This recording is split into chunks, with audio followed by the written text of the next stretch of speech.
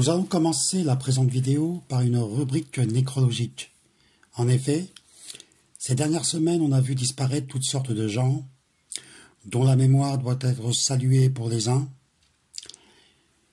et pour les autres, nous pouvons dire que leur mort ne nous touche guère. C'est le moins que nous en puissions dire. Étant entendu que les uns comme les autres sont entre les mains de Dieu. Nous commencerons cette rubrique nécrologique en évoquant le nom de Patrick Devedjian, qui a été emporté par la vague de la pandémie du Covid-19. Patrick Devedjian était un homme politique influent et qui a été couvert d'éloges par les politiciens comme par les journalistes qui ont souhaité lui rendre hommage. Pour ce qui nous concerne, autant vous dire que nous ne lui rendons aucun hommage. Certes, nous ne dirons pas, comme l'avait fait Boris Vian dans le titre de l'un de ses livres, « J'irai cracher sur vos tombes », mais nous dirons que cet homme était une sombre crapule anti-nord-africaine en général et anti-algérienne en particulier. Patrick Devedjian avait rejoint, au début des années 60, le groupe d'extrême droite Occident, qui faisait partie de la nébuleuse post-OAS. Il a expliqué, plus tard, qu'il avait rejoint, alors qu'il était jeune homme, l'extrême droite parce qu'il voulait s'opposer aux Algériens qui se battaient contre le colonialisme sauvage et criminel, au motif que les Arabes, c'est ainsi qu'il nommait les Algériens, lui faisaient penser aux Turcs, alors que les Français d'Algérie lui faisaient penser à ses aïeux arméniens génocidés par le mouvement nationaliste Jeunes Turcs. Cet incroyable contresens nous indique à quel niveau d'imbécilité végétait ce Devedjian, dès sa jeunesse. Il ne s'est guère arrangé avec le temps. En effet, il avait déclaré assez récemment que, je cite, « Les Allemands avaient pris nos Juifs et qui nous avaient envoyé des Arabes. » Fin de citation. Ce Devedjian avait commencé très con dans sa jeunesse et il est mort dans le même état. Cela s'appelle persévérer dans son être, comme aurait dit Spinoza. Ce Devedjian était typique de l'extrême droite OAS, tel qu'on la voyait dans les années 60 et 70, et la néo-OAS, telle qu'on a pu la voir se développer ces 2 dernières décennies.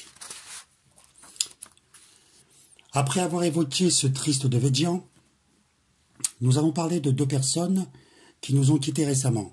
La première, la plupart de celles et ceux qui nous écoutent n'ont jamais entendu son nom. Il s'agit de Jean-Pierre Voyer. La seconde, vous la connaissez, il s'agit de Idir. Nous allons commencer par parler de Jean-Pierre Voyer. Qui était cet homme qui est mort au mois de décembre 2019 à l'âge de 82 ans?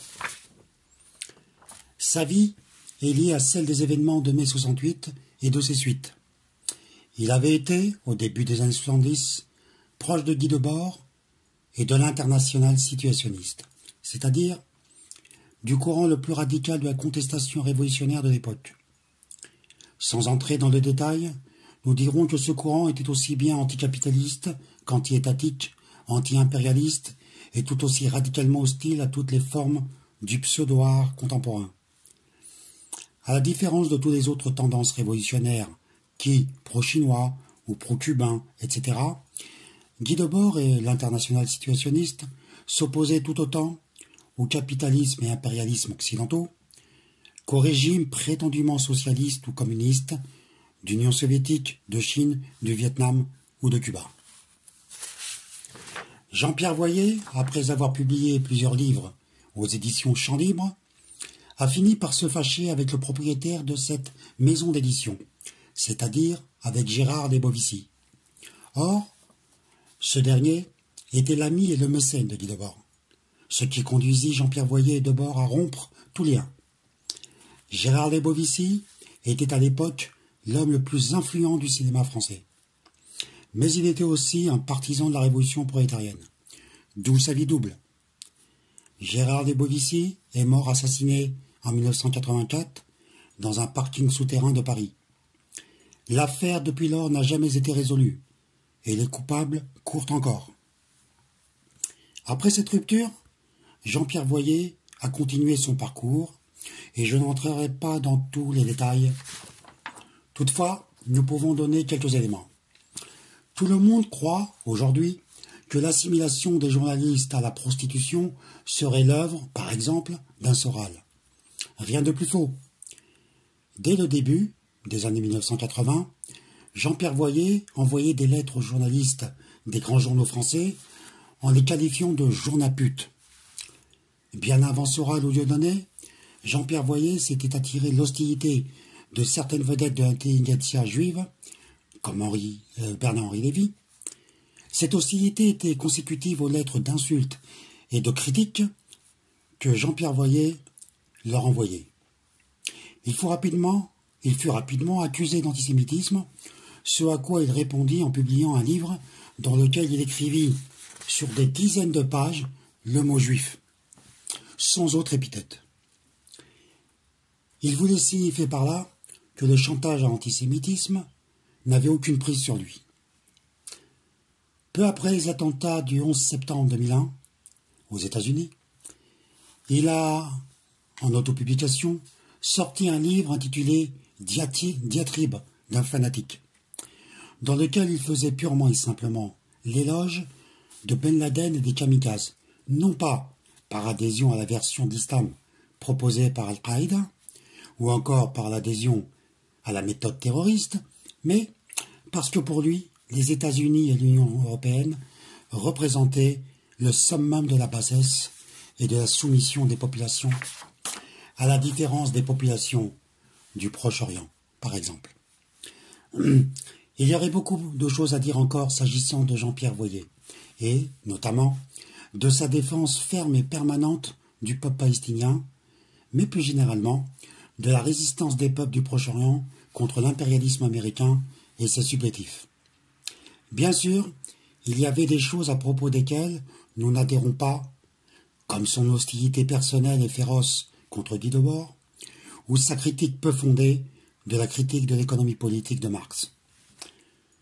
Pour vous faire une idée de qui était Jean-Pierre Voyer, de son talent, de son intelligence et de son humour, nous vous engageons à aller visiter son site qui existe toujours et qui, semble-t-il, va demeurer ouvert et accessible. Pour terminer sur ce chapitre, nous évoquerons le nom de Idir, qui nous a quittés le 1er mars 2020, emporté par une maladie pulmonaire sans rapport avec le Covid-19. La renommée de Idir a dépassé les frontières algériennes et celles de l'Afrique du Nord pour atteindre un large public ailleurs dans le monde, à commencer par la France, où sa carrière a vraiment commencé il y a près de 45 ans. Le rôle de modernisateur de la chanson kabyle, et plus généralement algérienne, qu'a joué Idir, est une chose connue et qui a été fort justement rappelée ces derniers jours. Le fait qu'il ait introduit la guitare, la basse et la batterie, ainsi que le synthétiseur, a une grande suite dans le développement de la musique en Algérie, même si cette évolution n'a pas nécessairement fait disparaître l'orchestration plus traditionnelle qu'on retrouve dans le Cherbi ou chez les chanteurs kabyles ou encore en partie dans le rail. Ni chez un chanteur kabyle comme Mahatou Blounès, dont l'instrument fétiche est demeuré toute sa vie la mandole, ou Walid Mendeled, qui utilise parfois des instruments modernes, cités plus haut, mais en leur conservant un usage plus traditionnel. À l'inverse d'un shir bémol ou d'une sourad massi, pour ne pas parler de Rachid Taha, Allah yarhamah, qui était allé très au-delà des autres, puisqu'ils avaient largement emprunté des usages musicaux très clairement issus du rock anglo-saxon. Idir a su moderniser la musique traditionnelle sans jamais la trahir. Son rôle dans la défense et l'illustration de Tamazirt comme langue et comme culture, non pas par la politique mais par la chanson, a été la continuation d'une longue marche où il se retrouve aux côtés d'un géant comme Slimane Azem ou d'un autre géant comme Lounis Saïd Mendeled. Idir a, avec la chanson Aveva Inuva, qui est tiré d'une comptine kabyle très ancienne, ouvert l'Afrique du Nord et l'Algérie à la curiosité et l'intérêt du monde entier. Quelques décennies plus tard, Rachid Taha renouvellera l'expérience en popularisant dans le monde entier la musique algérienne en reprenant le titre célèbre de Dahman al-Harashi, Ya Raya. Il est frappant que ces deux succès à l'échelle du monde soient non pas le résultat d'un pauvre bricolage métisseur de la pauvre world music, mais bien la reprise de chansons issues de la vieille et profonde culture nord-africaine. Et selon nous, c'est tout sauf un hasard. S'agissant de l'homme, nous avons eu l'occasion de le rencontrer 2 fois, il y a maintenant plus de 40 ans. Un groupe de lycéens algériens d'un lycée du 93, dont j'étais, l'avait sollicité à l'issue d'un concert où nous étions allés le voir, pour qu'il vienne se produire dans ce même lycée. Il accepta sur le champ et il vint faire son concert quelques semaines après, concert qu'il fit sans demander un franc. À l'époque, l'euro n'existait pas. Après qu'il eut terminé son tour de chanson, il resta avec nous un long moment pour parler, répondant à nos questions et à son tour nous en posant sur notre situation les uns les autres. Certains seront surpris d'apprendre qu'on organisait des concerts dans les lycées en France. Pour le dire en un mot, et sans nous alourdir sur la question, qui n'est pas le sujet du jour, les lycées français dans les années qui ont suivi mai 68 n'avaient strictement rien à voir avec ce qu'ils sont devenus comme le reste de la société. Pour finir, nous dirons ce qu'on dit dans ces circonstances, Allah yarhamou, et comme on dit le plus souvent en kabylie, Assir Fordbi. Bien, alors nous allons commencer par parler de l'agression, la prétendue agression d'Éric Zemmour par un de nos jeunes compatriotes un peu énervés. En réalité, il n'y a pas eu d'agression, évidemment, ou tout au plus une agression verbale. Mais vous savez bien pourquoi on dit agression. On voudrait faire croire, c'est la chose habituelle, c'est ce qui s'est déjà passé avec Finkielkraut, on voudrait faire croire que ce sont des agressions physiques, qu'on apporte l'atteinte à l'intégrité physique du grand homme. Bon, alors, de toute façon, tout le monde a vu la vidéo filmée par le jeune garçon en question, qui a eu malheureusement la sottise de montrer son visage après coup. Il n'aurait pas dû. Parce qu'il va y avoir pas mal de soucis, hein, ça, pour lui, c'est inévitable, même s'il n'a rien fait. Bon, alors qu'est-ce qui s'est passé en fait? Il s'est passé que ce Zemmour, qui depuis des années, mais je l'ai déjà expliqué, hein, pour ceux qui suivent un peu la chaîne, sur Barricade nord-africaine, on l'a expliqué déjà à de très nombreuses reprises, ce qu'est ce Zemmour. Bon. Et donc, il était inévitable qu'un type qui appelle littéralement à la violence contre les Nord-Africains, c'est une évidence, il était évident que tôt ou tard, les conséquences de ses propos lui reviennent dans la gueule comme un boomerang. C'est le retour du réel. Hein, formule qui n'est pas de Sora, là, comme croient les 2-3 abrutis de bouillonner à l'alphabet. Non, c'est une formule qui vient de bien plus loin. Enfin, passons. Donc, ce retour du réel dans leur gueule, dans sa gueule en question,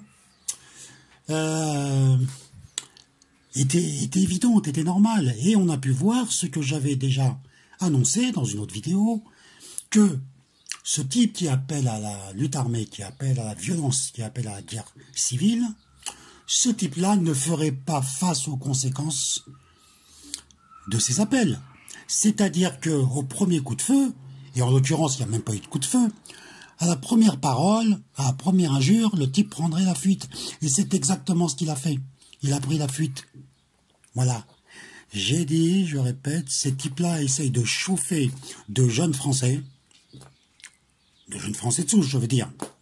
Ou même d'ailleurs pas de souche, hein, du genre Da Silva, Fernandez, Anculovic, bon, qui s'imaginent être Français de souche ou descendre de Vercingétorix, ou pire encore, s'imaginer qu'ils ont une légitimité qui serait supérieure à celle des Nord-Africains à être en France. Plaisanterie. Bien.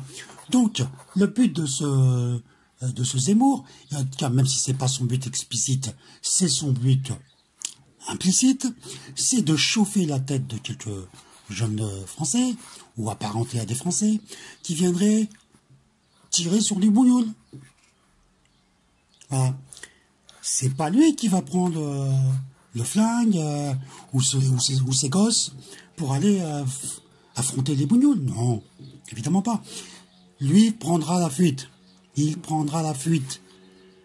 Il a, bon même là, si en ce moment il y a des problèmes pour le transport aérien, mais enfin il doit déjà conserver une réservation perpétuelle sur El Al ou encore une autre compagnie pour Tel Aviv. C'est une évidence.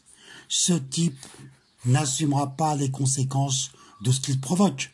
Et c'est ce qu'on a vu. On a vu la poufiasser. C'était évident. Et d'ailleurs, je l'ai expliqué, sur le plan intellectuel, il ne ferait pas le poids. Et, sauf si on lui met du blatad. Du blatad, là, bah, c'est facile.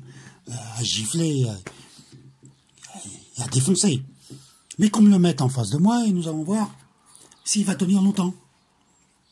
Non, pas par des injures, hein, juste par des faits. Le travail intellectuel, le travail historique, le travail philosophique. Il ne fera pas le poids. Mais comme on lui oppose n'importe quoi et n'importe qui, bon, il a l'impression d'être fort. Mais Walou, il est fort de rien du tout. Il n'est ni fort avec les bras, ni fort avec la tête. Ni même pas de caractère, hein, parce que je connais des gens. Ils n'ont pas les bras, mais ils ont le caractère, ils feraient face, quoi qu'il arrive. Celui-là, il va faire face de quoi, franchement? Bon, alors ça, c'était la première chose. Il n'y a pas eu d'agression, bien évidemment. Bon, alors, il est vrai que le jeune compatriote, il lui a proposé de lui introduire quelque chose dans son cul. Bon, ça, franchement, ça se fait pas. Rachakoum, c'est des choses, ça se fait pas, ça se dit pas, d'accord. Mais enfin, pour le reste, il n'y a rien de spécial, hein. Ou alors, oui, il a dit, le jeune rebeu a dit que il lui aurait craché un gros molar vert qui sentait le ramadan. Bon, ensuite, il a dit que c'était pas le cas, qu'en fait, il l'avait pas fait. Bon, il faudrait mieux fait ni de le faire, ni de le dire, bien sûr. Bien. Bon, enfin, ceci étant dit, l'affaire résumée se ramène à pas grand-chose. Pas grand-chose. Mais alors, ce qui est intéressant, c'est ce qui s'est passé par la suite. C'est la tentative de levée de bouclier généralisé pour prendre la défense de Zemmour agressé par les bougnoules. D'ailleurs, en l'occurrence, c'est pas les bougnoules, c'est un seul. Hein, un seul. Bon. Alors, on a eu là-dedans toutes sortes de gens. Hein. Il y a eu le journal Le Figaro, il y a eu l'association La LICRA, association dite antiracisme, en fait, dont le seul racisme qu'elle connaît, c'est celui contre les juifs, sinon les autres, ça n'existe pas. Qui par ailleurs n'existe pas en réalité, hein, j'ai déjà expliqué qu'en fait en France aujourd'hui le racisme c'est une plaisanterie, il n'y en a pas. Ça ne veut pas dire qu'il n'y en a jamais eu, et ça ne veut pas dire qu'il ne va pas revenir. Mais dans le moment actuel, disons depuis, comptons 15 ans, 20 ans même, il n'y a plus de racisme en France. Racisme officiel, je veux dire. Il n'en reste pas. Toute la législation a été retravaillée, harmonisée aux décisions de l'Union européenne et plus généralement mise en conformité avec les volontés des partisans de la mondialisation et donc du mondialisme. Et donc, cette affaire de de racisme est une plaisanterie. Il n'y a pas de racisme en France pour le moment, je répète. Hein. Ça ne veut pas dire qu'il n'y en a jamais eu avant, évidemment qu'il y en a eu, et ça ne veut pas dire qu'il ne va pas y en avoir après. Et notre pronostic à nous, c'est que ça va revenir, hein. Et officiellement. Et dans cette affaire précisément de Zemmour, on le sent déjà un peu. Bien. Alors, je disais donc que il y a l'ICRA, le Figaro, CNews, etc., avaient pris la défense de Zemmour. Alors, c'est assez simple, Figaro et CNews sont des employeurs qui accordent à M. Zemmour des salaires très très très généreux et toutes sortes d'avantages. Mais là, pour le coup, ils n'ont pas prêté de garde du corps. Bon, j'imagine qu'ils vont rectifier ça sous peu. Mais le plus intéressant, c'est les prises d'opposition des membres du gouvernement. Alors, il y a donc eu Madame Schiappa, Madame Schiappa, au gouvernement, qui est ministre de je sais plus quoi, de protection des droits des femmes, je crois. Bien. Il faut savoir que cette Madame Schiappa, bon, qui n'a rien à dire, qui n'a rien du tout, je veux dire, aucune espèce d'épaisseur politique, je veux dire, même au sens politicien du terme, elle n'a aucune épaisseur, c'est rien du tout. Madame Schiappa, en réalité, est arrivée au gouvernement parce qu'elle s'était fait une petite réputation en tant qu'auteur de livres pornographiques. Oui, pornographiques. Elle écrivait des bouquins pornographiques. Alors, je vais même pas vous dire les titres, hein, parce que franchement... bon, passons. Cette dame qui fait donc des livres pornographiques, elle a des idées politiques. Franchement. Pourquoi pas Rocco Siffredi? Vous connaissez Rocco Siffredi, hein, c'est la vedette absolue du porno. Je sais pas, moi, président de la République italienne, je sais pas quoi faire. Bon, donc cette Schiappa, la pornographe, a pris la défense de Zemmour parce que, blablabla, liberté d'expression, tout le cirque habituel. Je sais pas si vous avez suivi, mais il y a quelques semaines, ou quelques mois maintenant, il y a eu un débat entre Zemmour et cette Schiappa. Alors, regardez bien le cirque, hein, l'arnaque.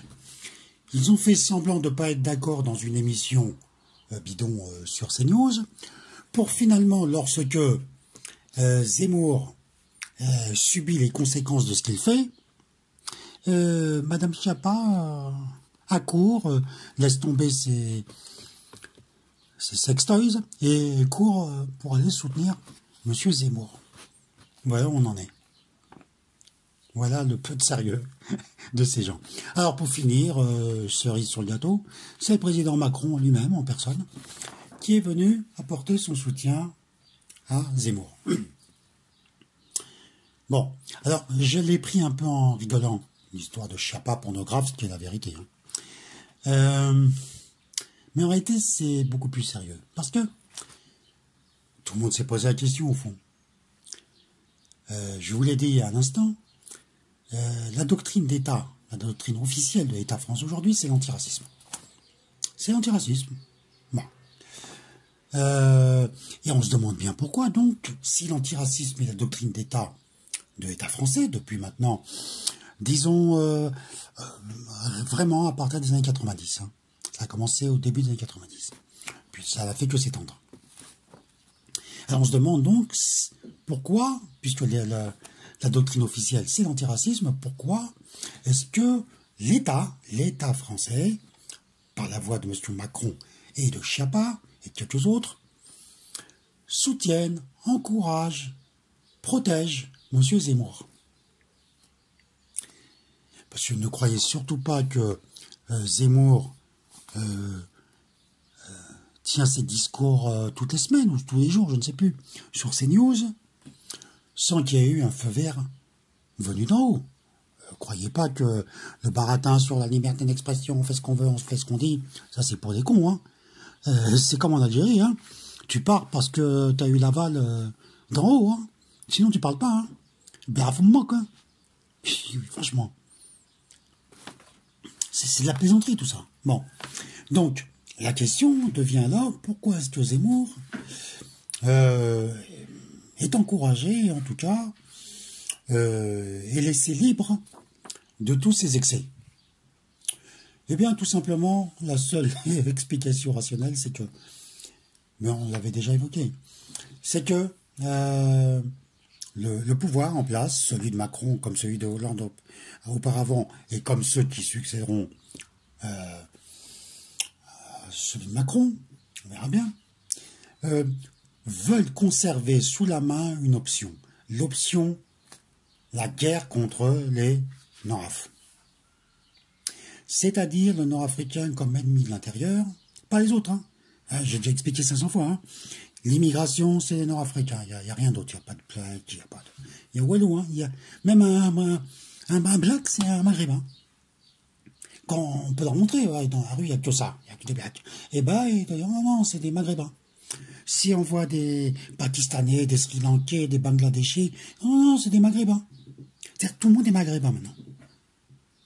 Tout ce qui ne ressemble pas à un français ou un allemand, c'est un maghrébin. C'est une nouvelle définition. Bien. Donc, on garde ce Zemmour sous la main parce que on a bien l'intention d'utiliser cette carte, c'est-à-dire de la guerre ethnique, de la guerre anti-nord-africaine, d'une espèce de règlement de compte, tout ça, sous la main, si les choses devaient dégénérer, et elles vont dégénérer, c'est déjà le cas largement maintenant, et l'affaire du coronavirus, du Covid-19, ne va rien arranger à la situation, on veut garder cette option. Et faites très attention, je vous dis, vous tous, nord-africains, ayez ça en tête. Ce n'est pas une plaisanterie. Ce n'est pas une plaisanterie. Zemmour est protégé, il n'est pas protégé en vain. Ce n'est pas pour l'amour de la liberté d'expression. Sans quoi, on verrait tous les jours à la télévision toutes sortes de gens que précisément on ne voit pas. Que sais-je, moi, Soral, ou bien Dieudonné, ou bien toutes sortes de gens, et d'ailleurs des gens également d'extrême gauche ou d'ultra-gauche, que vous ne voyez pas, vous ne les voyez pas. Ils existent. Pas ceux qu'on vous agite à la télévision, d'authentiques révolutionnaires, ennemis de la société, totalement ennemis, qui sont sous contrôle de la police, matin, après-midi et soir. Voilà. Si on met Zemmour, Zemmour il a le droit à l'expression, mais pas les autres, c'est qu'on a besoin de Zemmour et on a besoin du thème qu'il représente. C'est-à-dire, tôt ou tard, si jamais ça dérape, avoir sous la main la carte anti-nord-africaine, faire chauffer la population contre les Nord-Africains. Attention, ce n'est pas parce que c'est leur objectif qu'ils vont y arriver. Personnellement, j'ai plus que des doutes, je suis même quasiment convaincu qu'ils vont arriver à rien, qu'ils vont juste précipiter un peu plus vite le monde qu'ils protègent et qu'ils servent et dont ils se servent. Voilà ce que je pouvais dire à l'instant sur cette histoire de la prétendue agression d'Éric Zemmour. Une dernière précision sur ce que je viens de dire.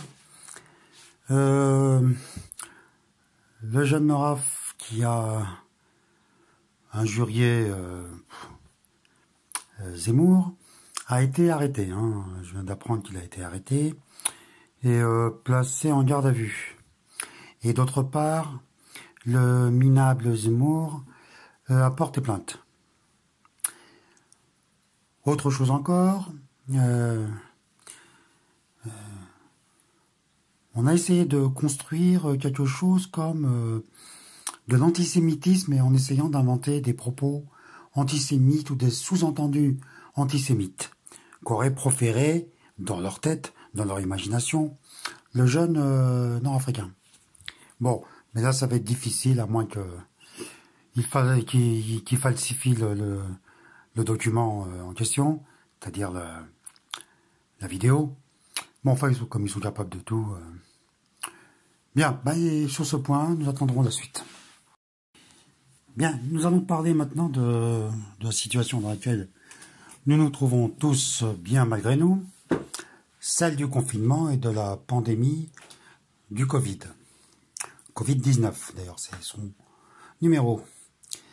Je commencerai rapidement par parler de, disons, l'aspect médical, mais ça n'ira pas très loin, parce que, outre que je n'ai aucune qualification particulière pour traiter de ce sujet, bien que nous ayons à barricade nord-africaine quelques personnes compétentes dans ces domaines scientifiques, je vais quand même me limiter à ce qui sera des généralités.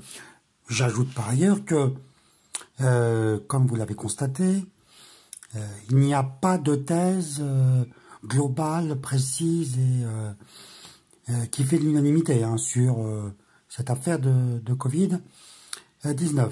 Disons que, pour le moment, on a quelques thèses qui courent. Disons, il y en a 3-4. La toute première est celle qui nous dit que le Covid-19 serait en fait apparu sur un marché de la ville de Wuhan, un marché d'animaux sauvages, et que par la consommation soit de la chauve-souris directement, parce qu'ils bouffent ça là-bas, il faut savoir, la haute gastronomie chinoise, ou bien éventuellement le pangolin, qui est un animal sauvage, qui est d'ailleurs en voie de disparition, mais qui est considéré comme un mets de fin gourmet.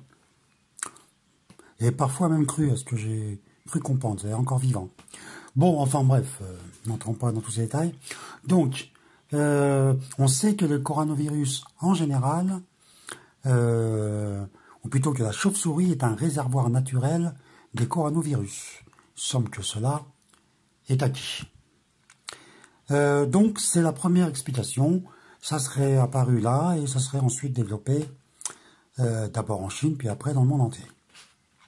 Deuxième hypothèse, c'est que, en réalité, le coronavirus, ou plutôt le Covid-19, se serait échappé d'un laboratoire chinois dans la même ville de Wuhan, se serait échappé, on ne sait pas trop comment, mais enfin, il se serait échappé, involontairement naturellement, et aurait donc provoqué la suite.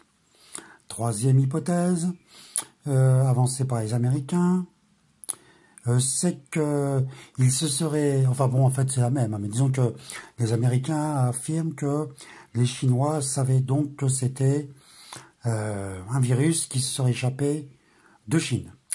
Autre hypothèse, mais celle-là elle est chinoise, c'est qu'en fait ce seraient les Américains qui auraient organisé la fuite du coronavirus, donc du Covid-19. Enfin, et la plus étrange, est celle qui a été avancée par quelques scientifiques éminents, et notamment M. Luc Montagnier, prix Nobel de médecine, qui lui soutient que le Covid-19 aurait été quelque peu trafiqué, c'est-à-dire que l'essentiel du génome serait celui du coronavirus, mais qu'on y aurait ajouté une partie une partie du virus du VIH, du sida.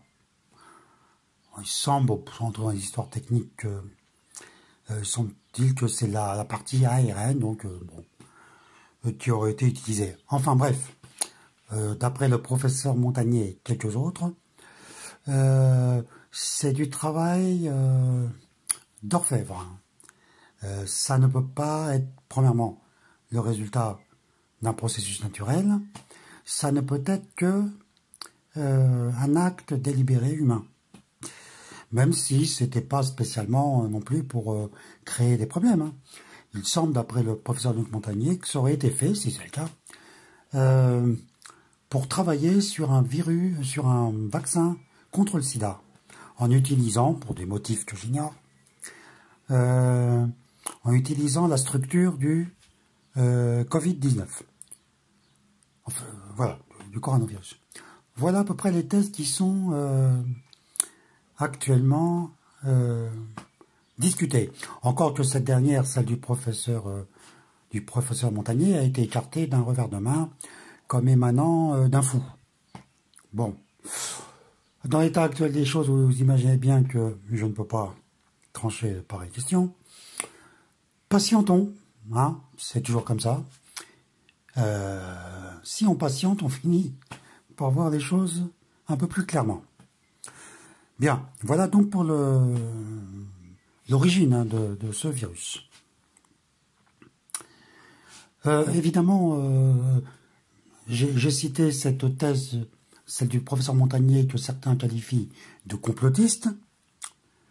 Mais en fait, pour ce qui nous concerne, il n'y a rien d'extraordinaire à ce qu'un virus apparaisse tout à fait naturellement. Hein. C'est le sort de l'humanité depuis toujours. Hein. L'humanité a toujours été frappée par toutes sortes de virus, de bactéries, etc. Hein. Il n'y a rien de neuf sous le soleil. Hein. Voilà. Et donc, je ne privilégiais pas spécialement la thèse du professeur Montagnier. Je ne fais que l'énoncer. Pas plus d'ailleurs que les accusations américaines contre les Chinois, ou celles des Chinois contre les Américains. Hein. C'est peut-être tout ça de la pure et simple propagande, affrontement interétatique entre ces deux puissances. Voilà.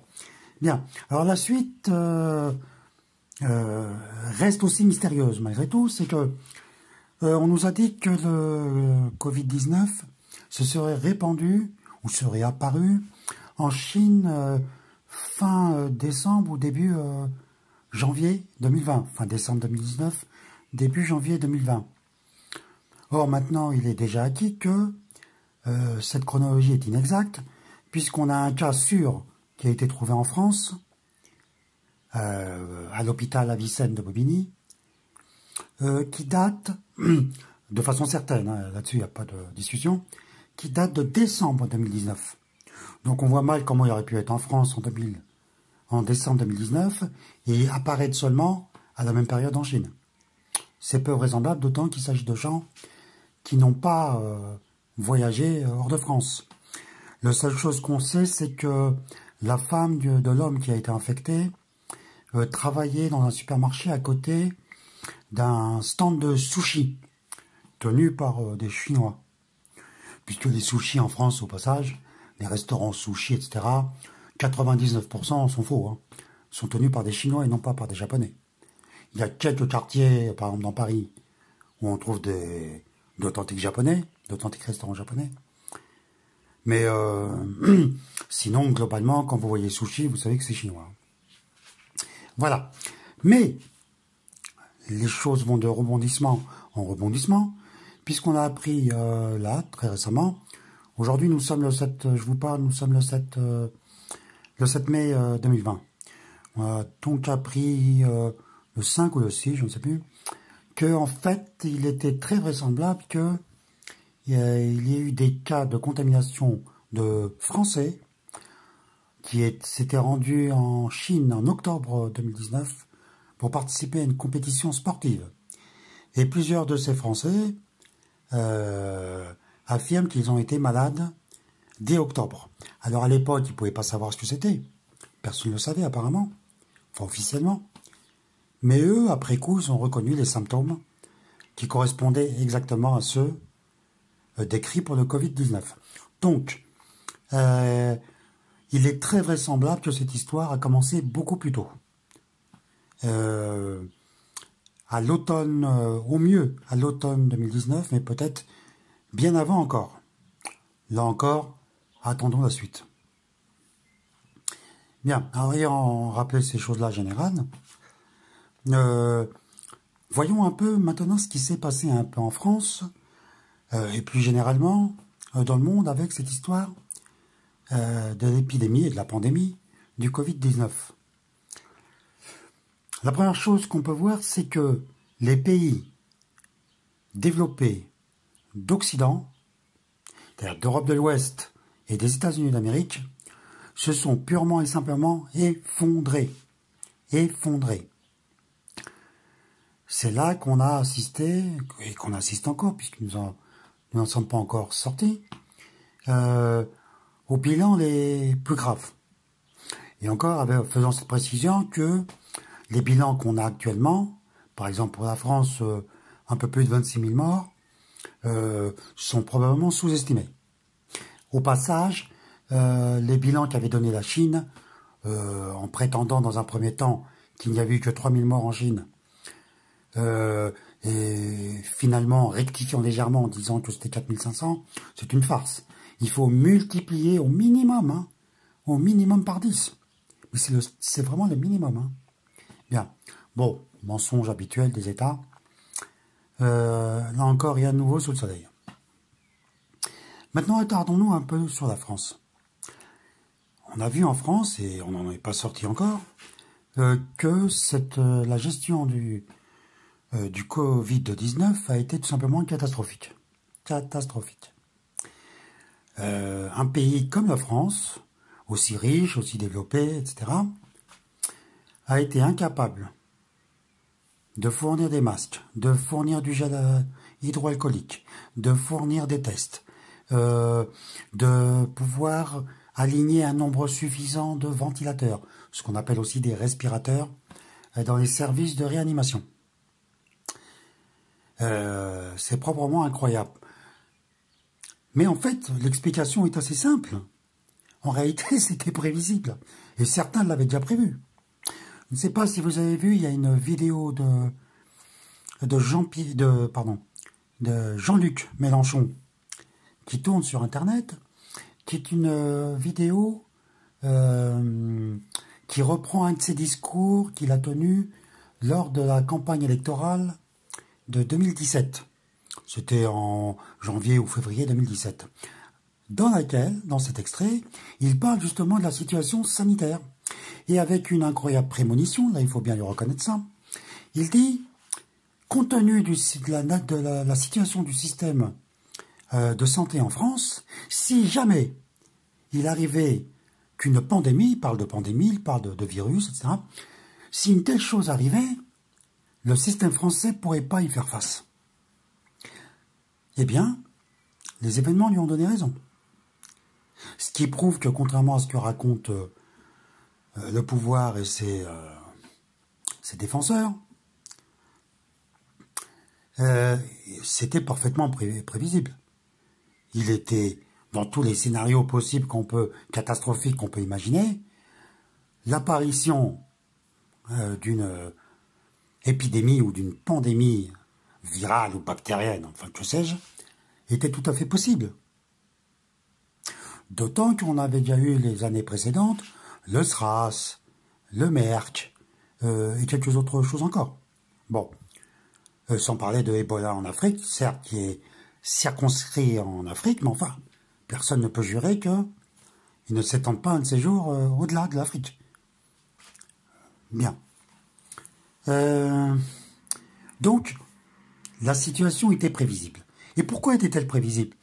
Tout simplement parce que les politiques capitalistes, fanatiques, menées par les gouvernements successifs dans tous les pays du monde en général, mais dans les pays capitalistes d'Europe de l'Ouest et aux États-Unis d'Amérique, ne pouvaient conduire qu'à la catastrophe. Et c'est ce qui s'est passé en France, puisque, comme vous le savez, en à peu près 20 ans, un peu moins de 20 ans, on a supprimé 150 000, je dis bien 150 000 lits d'hôpitaux. 150 000. Et donc, avec tout ce qui va avec, le matériel, le personnel, etc. La fermeture de toutes sortes d'hôpitaux en province, etc.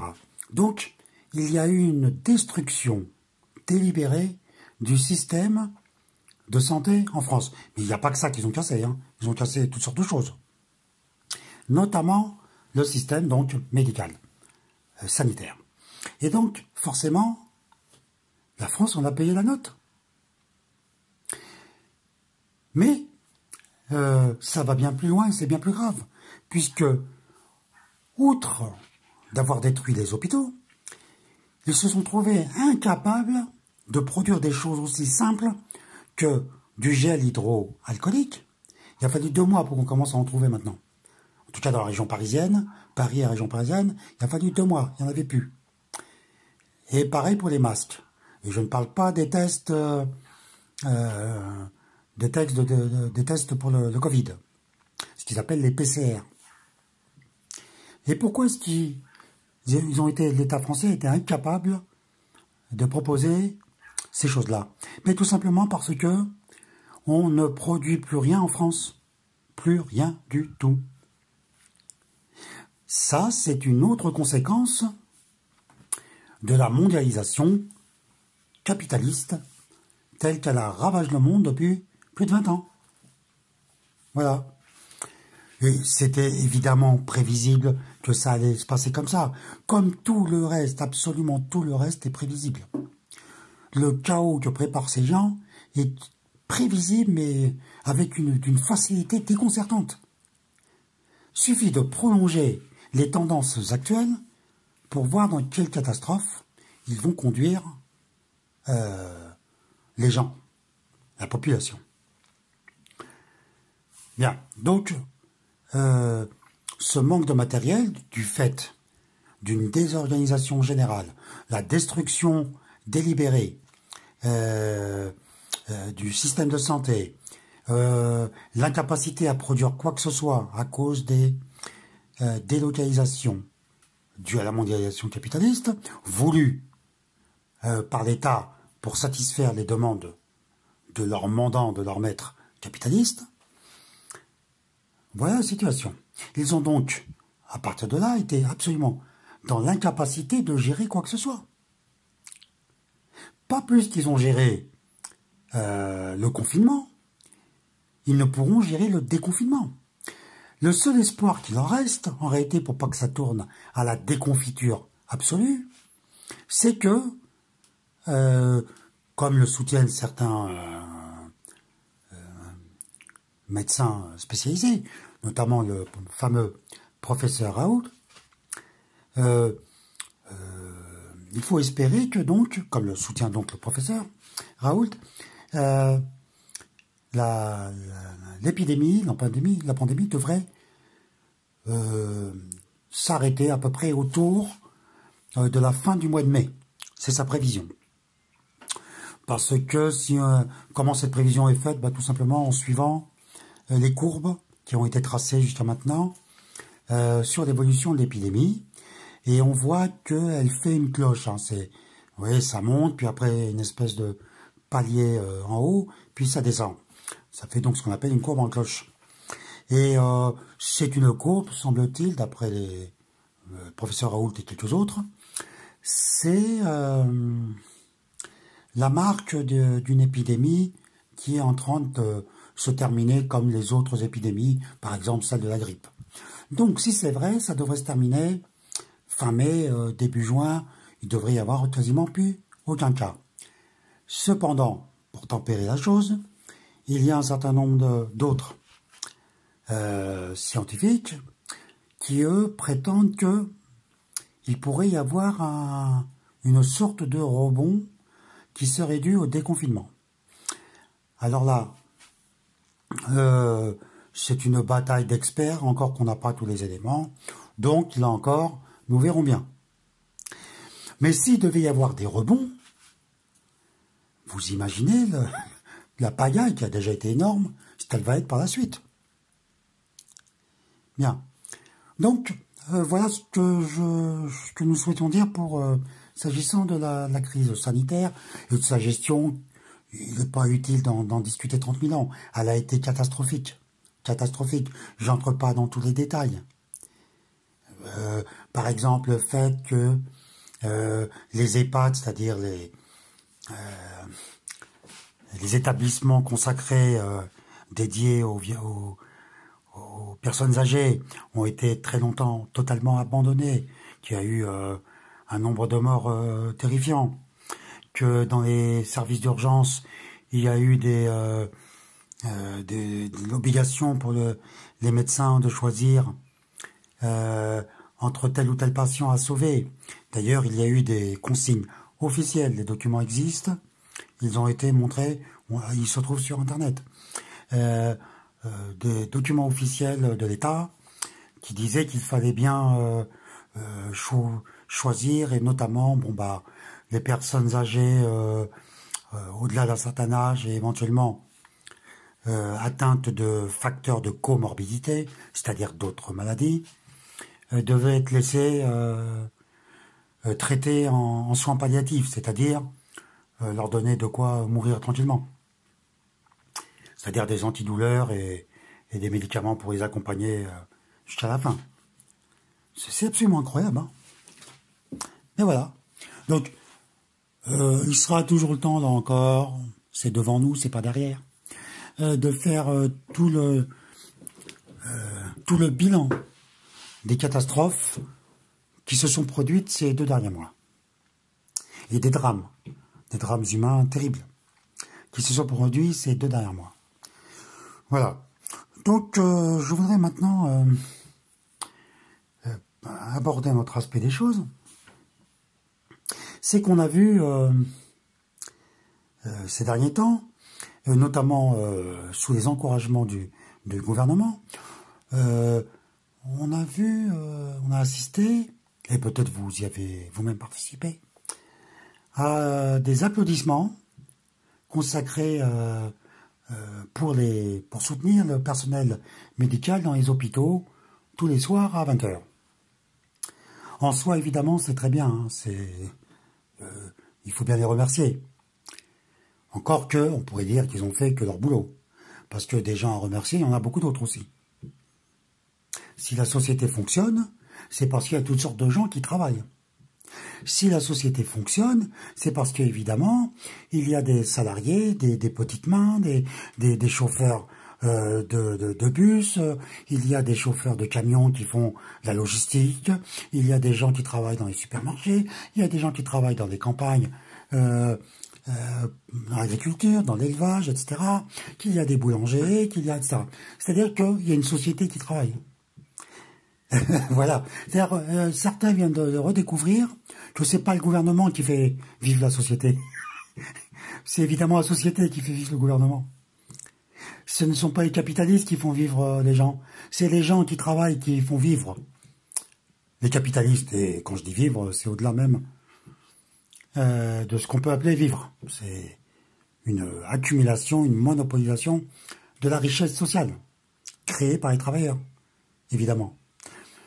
Donc, le gouvernement a incité les gens donc à applaudir pour remercier le personnel hospitalier.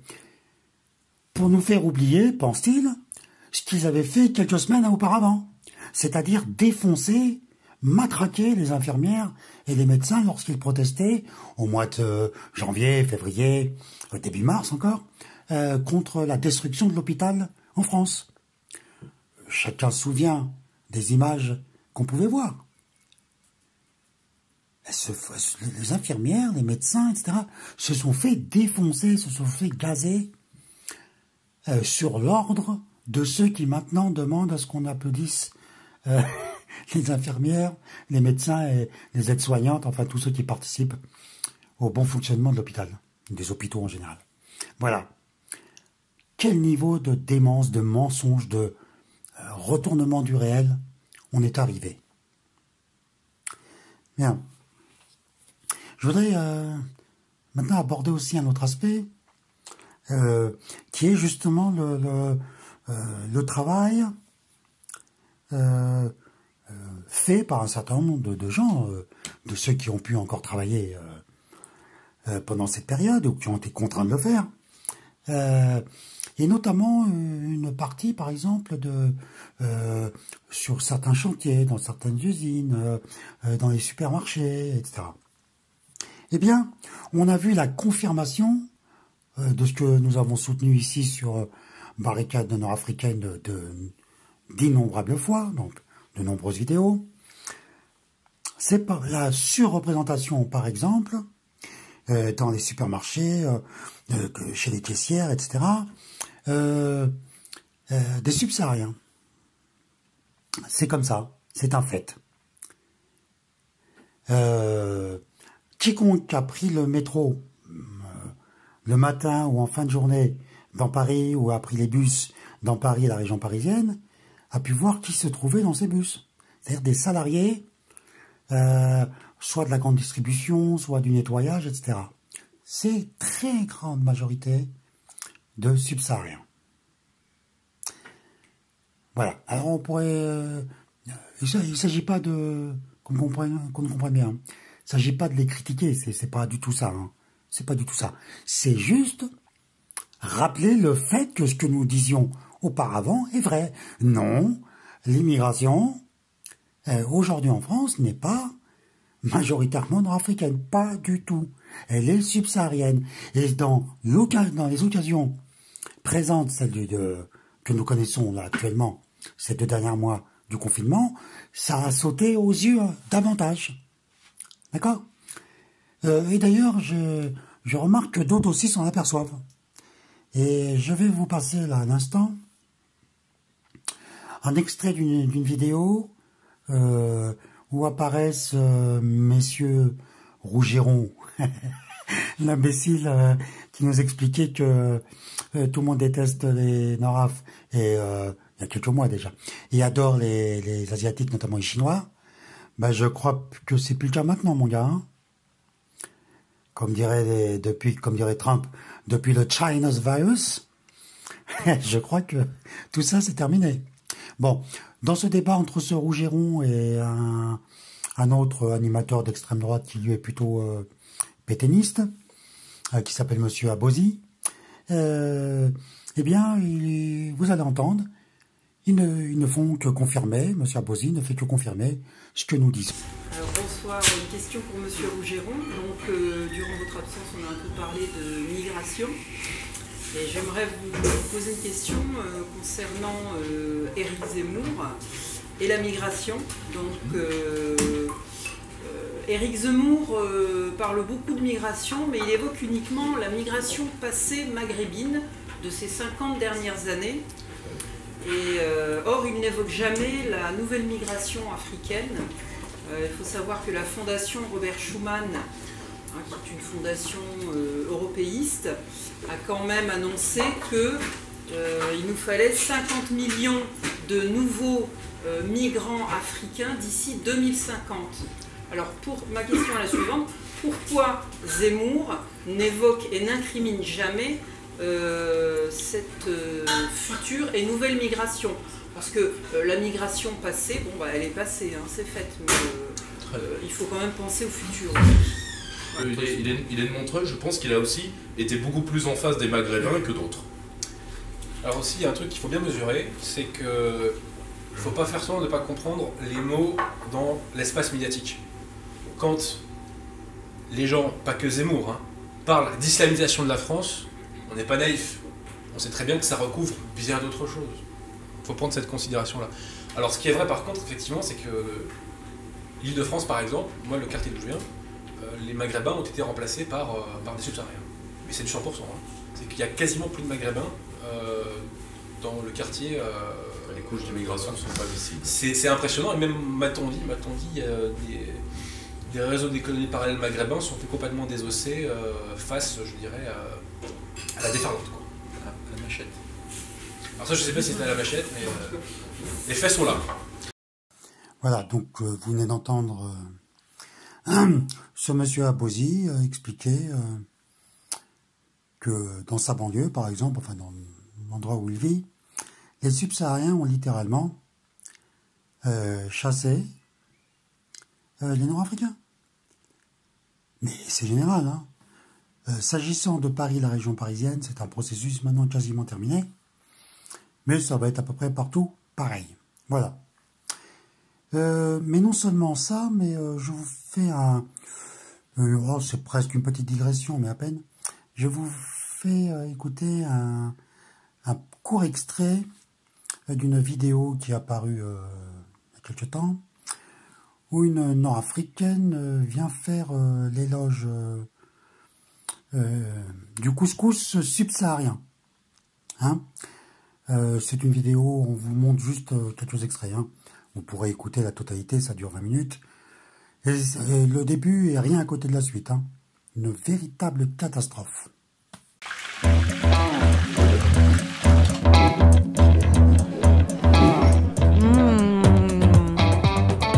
Algérie, Maroc, Tunisie, c'est d'abord à ces pays que l'on pense lorsqu'on parle de couscous. Mais saviez-vous qu'il y avait du couscous au Mali, en Mauritanie, au Cameroun, au Sénégal? Le couscous sénégalais, il est meilleur que le couscous nord-africain?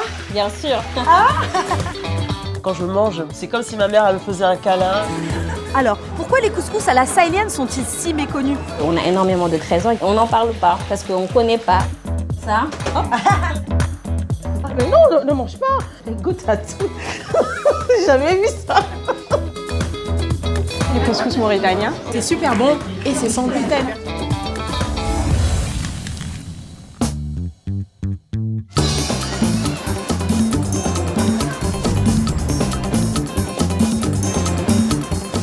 Le Sénégal est champion du monde de couscous après avoir gagné le prix au Couscous Fest à San Vitolo Capo en Sicile en 2019. Et si je demandais à ma famille au Maroc ce qu'ils pensent de cette victoire? Maman, devine qui est champion du monde du couscous? C'est qui? C'est le Maroc? Non, c'est le Sénégal. Ok. Quelle chance ils ont! Ah non, j'espère que tu déconnes, Yasmina. Ah bon? Ils font du couscous au Sénégal? Ouais, je rigole pas. Le Sénégal est champion du monde du couscous. Ça m'a fait mal à l'oreille. Non, c'est pas possible. C'est du grand n'importe quoi. Mais pas du tout, c'est le Maroc. Le couscous marocain, c'est le top du top, le meilleur. Je pense que le Maroc n'a pas participé. Ça me fait un peu bizarre et puis ça me fait un peu mal au cœur. C'est pas juste pour le Maroc. Pourquoi c'est pas juste? Parce que nous avons du très bon couscous. Et sur Internet, les réactions des Nord-Africains à cette victoire étaient virulentes. Des propos qui ont bouleversé la chef sénégalaise Dey Aïssatou Mbey, qui a aussitôt publié un article sur son blog pour rappeler au monde que oui, au Sénégal, on mange du couscous depuis des siècles. Qu'est-ce qu'on pouvait lire sur les réseaux sociaux, les filles? La population maghrébine qui se disait ah bah non, vous nous avez copié, restez avec avec votre le mafé, chef, etc. avec votre mafé. Donc de voir d'autres pays qui disent ah bah votre couscous n'existe pas, c'est vrai que ça fait mal. Et puis il y en a même qui disent oui, vous mangez du couscous parce que les Berbères ont voyagé partout. Donc c'est normal, à un moment ils ont dû vous inculquer ça. Ça veut dire qu'on refuse à l'Afrique toute civilisation, que ça soit culturel, enfin que ce soit culinaire ou autre. C'est peut-être nous qui vous avons copié alors. Sincèrement, je le trouve meilleur que le marocain. C'est vrai? Tu vas pas rentrer au Maroc. Tu vas pas Je rentre plus au Sénégal. Voilà.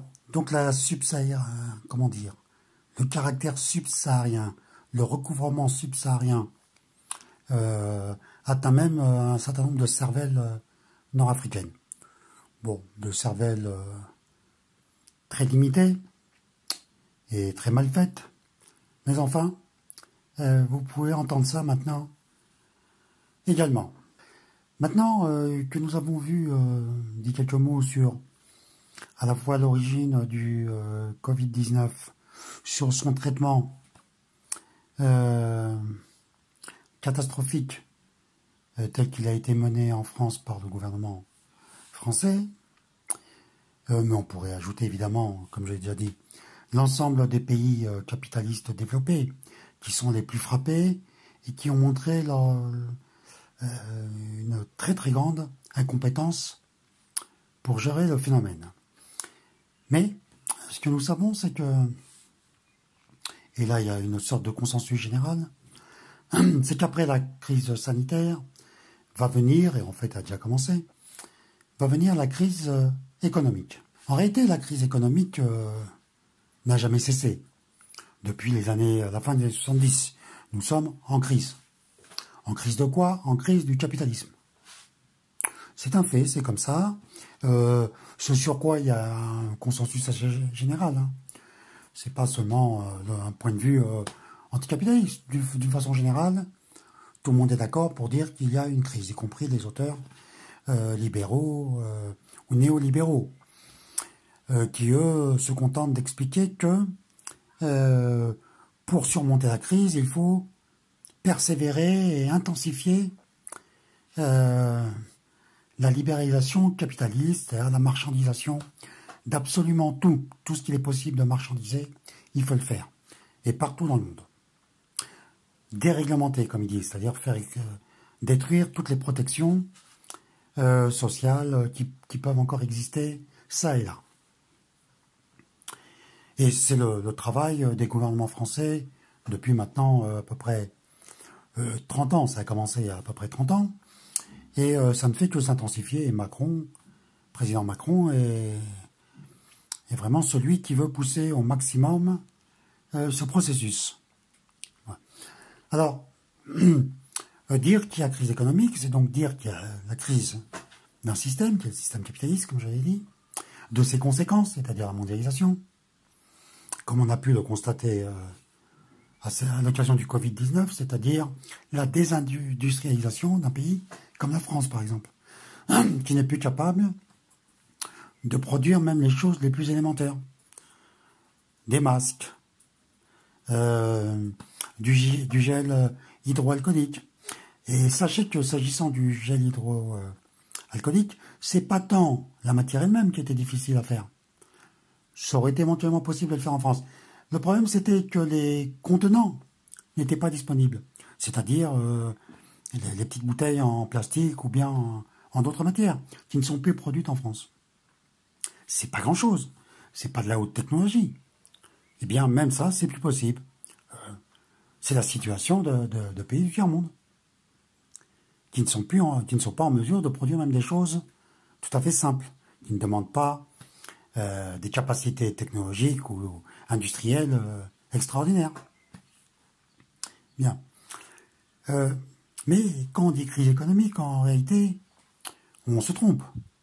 Parce que il faut préciser la crise pour qui? Ce n'est pas la crise pour les capitalistes, en aucune façon. Pour eux, ça va. Ça va même très très bien. Les capitalistes n'ont jamais été aussi riches qu'aujourd'hui, n'ont jamais eu autant de pouvoir qu'aujourd'hui, n'ont jamais eu autant d'influence sur les médias, sur le système politique, sur le système judiciaire, sur les institutions qu'aujourd'hui. En réalité, la crise, c'est pour évidemment la grande masse des gens, c'est-à-dire des salariés qui ont un emploi ou de ceux qui sont exclus du marché du travail. Parce que, évidemment, les taux de chômage réels dans les pays occidentaux sont gigantesques. Quand on vous dit, par exemple, qu'aux États-Unis d'Amérique, avant la crise du Covid-19, il n'y avait que 3% de chômeurs aux États-Unis, c'est évidemment une farce. Ça n'existe pas, ce n'est pas vrai. Parce que les statistiques sont faites de telle manière qu'on vous présente un chiffre qui est sans rapport avec la réalité. L'emploi aux États-Unis est une pure et simple catastrophe. D'ailleurs, de façon générale, ce qu'on a appelé pendant à peu près, disons un siècle, le marché du travail est en voie de destruction totale. À la fois à cause des délocalisations, à la fois à cause de l'automatisation, de l'introduction des techniques informatiques, etc., qui sont extrêmement économes ou destructrices du travail humain, mais également, évidemment, du mouvement migratoire massif. Tout ça fait que le marché du travail est de plus en plus une fiction, et que les chiffres fournis par les statistiques sont tout à fait irréalistes, pour ne pas dire franchement fantaisistes. D'ailleurs, d'une façon générale, toutes les statistiques officielles sont à peu près fausses. Hein. Que ce soit les chiffres s'agissant du chômage, comme je viens de vous le dire, les chiffres concernant la pauvreté, les chiffres concernant l'inflation, etc. Tout à peu près faux. Et délibérément faux. Ce n'est pas des erreurs techniques de calcul. C'est délibérément faux. C'est une volonté de présenter au grand public des choses tout à fait inexactes. Et qu'après tout, qui donc ira vérifier? Mais en vérité, les gens, sans aller vérifier les données statistiques, soit qu'ils n'en aient pas le temps, soit qu'ils n'en aient pas les compétences, constatent néanmoins dans la réalité que tout est faux. Pour en revenir au sujet que je traitais précédemment, c'est-à-dire le fait que dans une bonne partie des emplois qui ont continué, du travail qui a continué pendant le confinement, et je faisais remarquer qu'il était occupé assez largement par une immigration subsaharienne, pas uniquement, mais subsaharienne récente, chacun finit par le voir. Je veux dire, ces emplois-là étaient en d'autres temps réservé, ou plutôt accessible, aux populations locales ou à des immigrations plus anciennes, qui trouvaient là des emplois pas très qualifiés, pas très payés, mais enfin, qui permettaient au moins la survie. Ce qui n'est plus le cas. Voilà. Donc, la crise économique est inévitable, elle va avoir lieu, mais en fait, on y était déjà.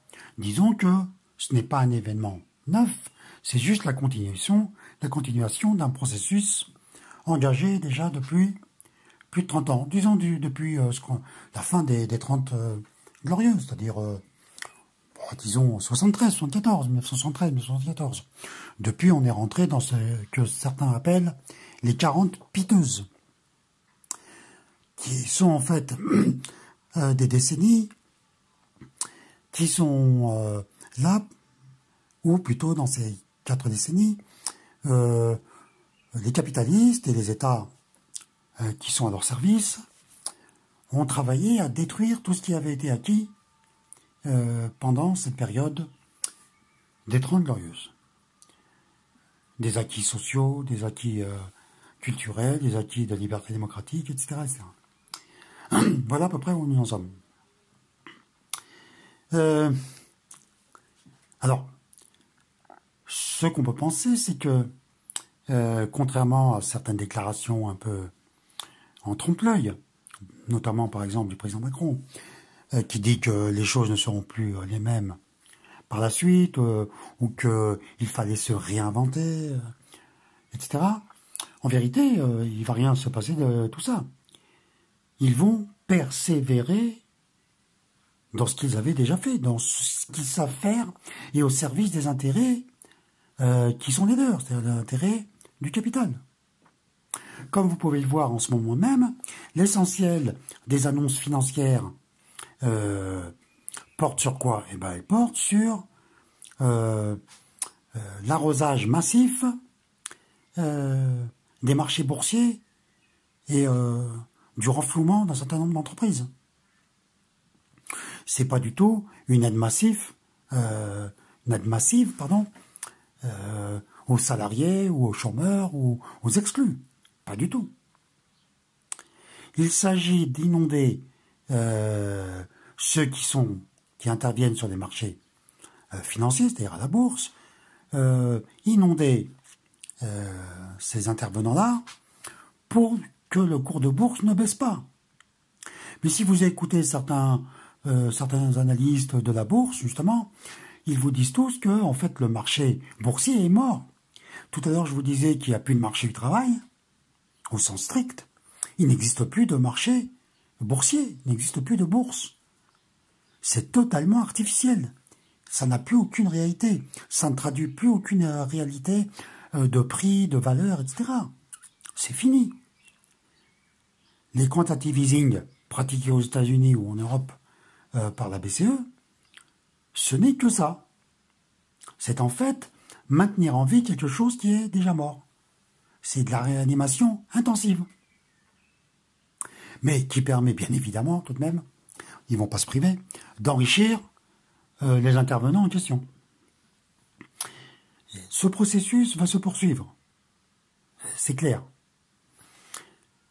Le seul moyen qui aurait de l'enrayer serait évidemment que reprenne dans les mois qui viennent le même processus qui avait commencé avec les Gilets jaunes, puis avec les grèves dans les transports, etc., que reprenne et s'intensifie un mouvement populaire de résistance et d'opposition, de revendication contre les visées capitalistes et du gouvernement, qui encore une fois n'est au service que des classes dominantes, point à la ligne, tout le reste c'est du vent.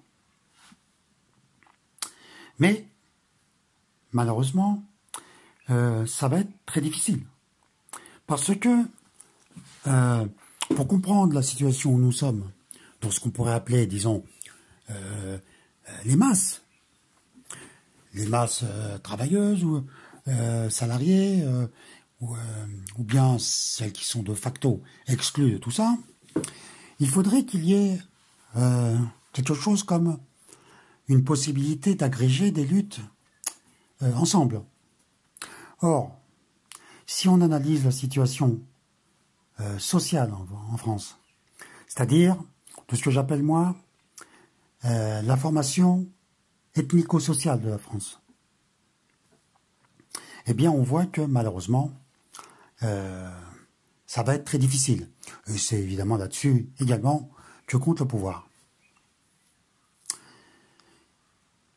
Dans les masses travailleuses en France, et disons ce qu'on appelait jadis les masses populaires, il y a des gens qui sont fondamentalement liés par leur statut social en réalité. C'est-à-dire qui appartiennent aux groupes sociaux des travailleurs, salariés, des employés, et également de tous ceux qui en sont exclus, ou travail précaire, ou chômeurs, ou etc.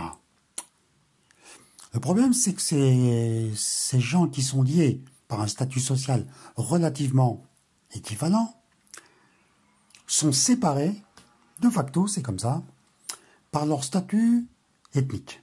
C'est pourquoi on ne peut pas parler absolument de groupe, de classe sociale parmi les classes populaires, mais il faut plutôt parler de groupes ethnico-sociaux, c'est-à-dire de groupes qui ont un lien social réel, celui de salariés, celui de chômeurs, etc., mais qui sont séparés par leur statut ethnique. Alors, je n'entrerai pas dans une description détaillée aujourd'hui, on le fera prochainement, enfin dès qu'on pourra en tout cas, mais on le voit bien.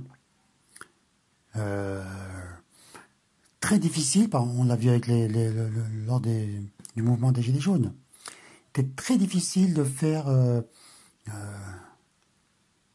coïncider, de faire converger les luttes à la fois des Gilets jaunes et celles, disons, des populations, par exemple, des banlieues. En général, hein, des banlieues en général. Bien que, fondamentalement, leur intérêt soit commun. Bon, le mouvement des Gilets jaunes était massivement, très majoritairement français de souche. Même si, comme on l'a vu dans toutes les manifestations, auxquelles nous avons, nous, participé assez largement, pas à toutes, mais enfin une bonne partie, il y avait une bonne partie par exemple, de Nord-Africains qui étaient là.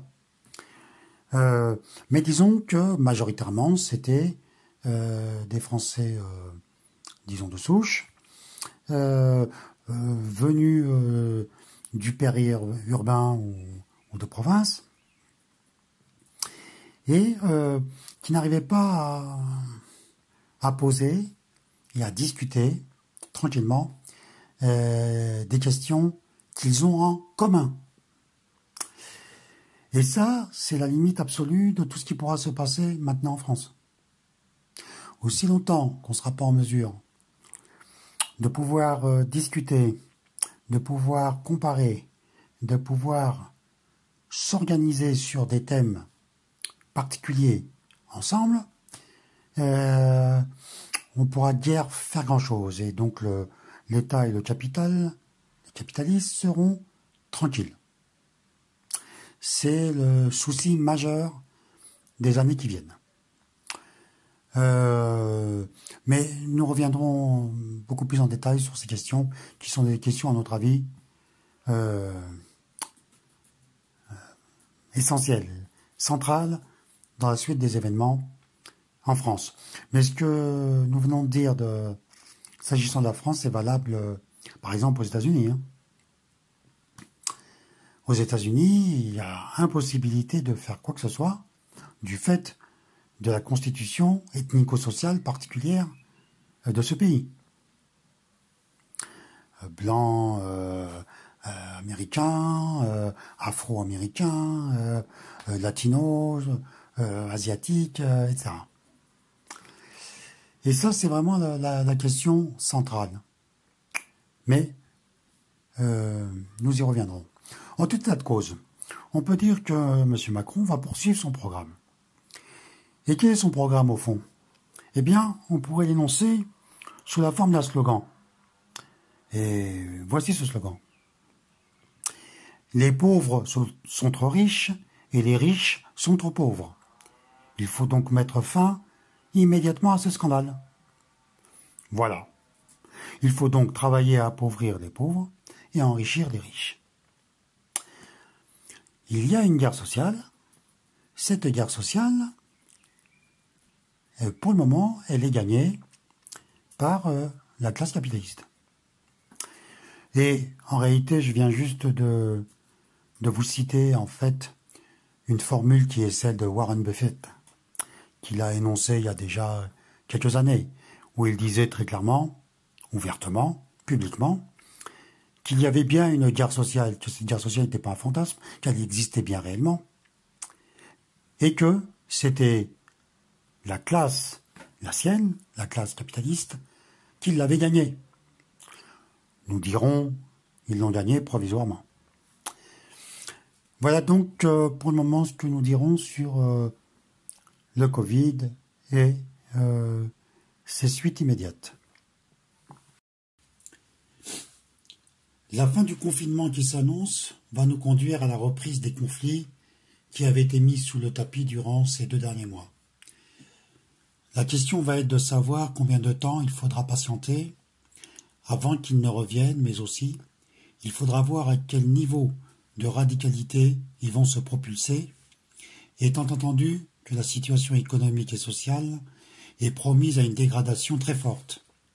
Cette dégradation socio-économique entraînera à son tour une agitation politique tout aussi rude, sans oublier les inévitables conséquences ethniques. En effet, dans un pays comme la France, mais pas seulement là, les questions socio-économiques ou politiques ne sauraient être envisagées sans leur dimension ethnico-sociale.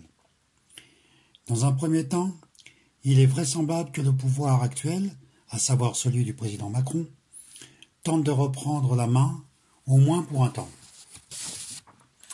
Pour ce faire, il a 3 choix possibles.